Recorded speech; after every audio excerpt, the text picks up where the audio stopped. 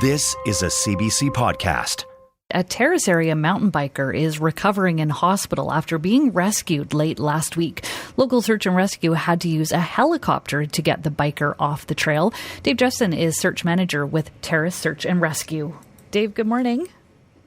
Good morning, Carolina. How are you? Good. What happened here?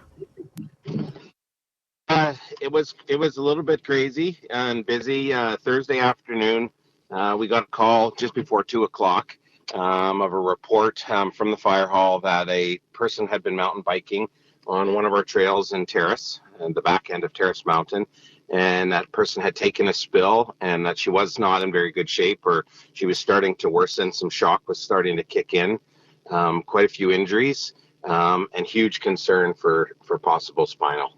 And so when you arrived on scene, what did you see? Well, it took a lot to get there. Obviously, we'll cover that. Flying under a helicopter, it's a little bit chaos. When we first arrived on scene, after we were placed through the trees onto a trail, we had to walk probably 50 to 100 meters to where the subject was.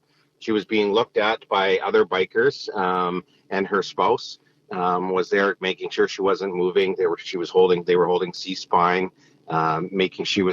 Helping her try to, kind of make sure she could breathe properly, trying to keep her warm. We had sent a ground team in first, and they had got there just before us, and they had blankets and whatnot, so we can try to just kind of get a base set up for her and get her mobilized. And so once you were there with the helicopter, what did you need to do next? Well, to get in there, first off, what we try to do first, and wherever we can, is do a recon trip. So we fly in. Is that landing zone safe for us? Can you land a helicopter? If not, can you place two rescuers that are flying under the line? We call that HETS. It's external, helicopter external load. So basically, we landed, and the helicopter was able to place us through the trees on the long line.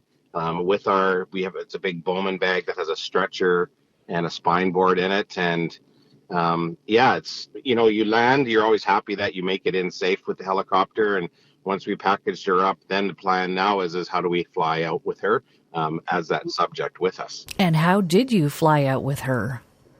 It was, she was awesome. She was a great patient. We spent time with her trying to make sure we were calm. All of our rescuers on scene were trying to make sure that we were efficient, and you can't rush this. You're clipping onto a hook in front of you, and then you're going up through the trees on the end of this line. And, if you rush stuff, bad stuff happens. So just above where the subject was on another rock, probably 20 feet, there was an opening in the canopy that we could see through. The helicopter was able to drop his line through that tree. He had a hard time seeing us because it's very dark under the trees.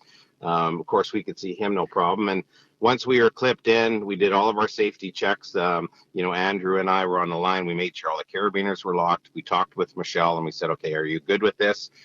We gave the word for the helicopter to start lifting, and there we went, up through the trees. Once we were clear for the trees, then the pilot can fly. It was about a 5-minute flight from where we landed, out in, one of a acreage out in Thornhill, where it was just safe and the ambulance was waiting. And the pilot did a phenomenal job. We landed, literally we landed 6 feet behind the ambulance, and it assisted getting her into the back of the ambulance and off to the hospital immediately. Dave, what was it like for you seeing that helicopter slowly lifting from the trees, carrying this victim? It's the coolest thing in the world. I shouldn't say it like that, but it's just it's adrenaline, and it's another one of the disciplines that we do with search and rescue, and I love it. We have a phenomenal team here in Terrace. We have other teammates that are part of this HETS team, and just being on the line. And I think for me also, I knew the subject. I'm friends with the subject. I've been friends with the subject for 30 years. So, there's another concern that we want to make sure we do everything right. And for us, it was truly, how do we make it comfortable for her? And you have to think, we're hooking this person into a bag, we're tying them down to a spine board, and then we're saying, hey, be calm, but by the way, we're going to fly under a helicopter on a skinny rope. So there's a lot of working with the people to make sure to get their anxious away. And it was funny. Andrew was flying the whole time he was flying. He had his hand above her head.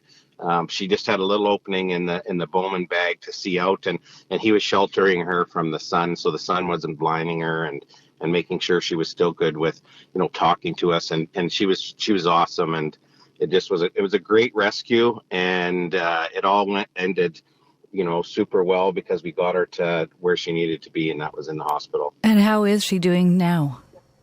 Really good. I talked with her yesterday. She's going to have some work. It's going to take a little bit of time. You can imagine it was a bad fall, and then spine board, flying under the helicopter, and then she's gone through CAT scan, she's gone through MRI. There's definitely some damage to her face, which she says and she talks about. I believe she has a broken nose as well. She's going to probably have surgery, possibly for her face. And, still worried a little bit about, some tingling and whatnot in her arm, and her back. So she's working with the medical staff, and we're obviously supporting her and hoping for the best. Dave, thanks so much for this update this morning. Awesome. Thanks very much, Carolina. For more CBC podcasts, go to cbc.ca/podcasts.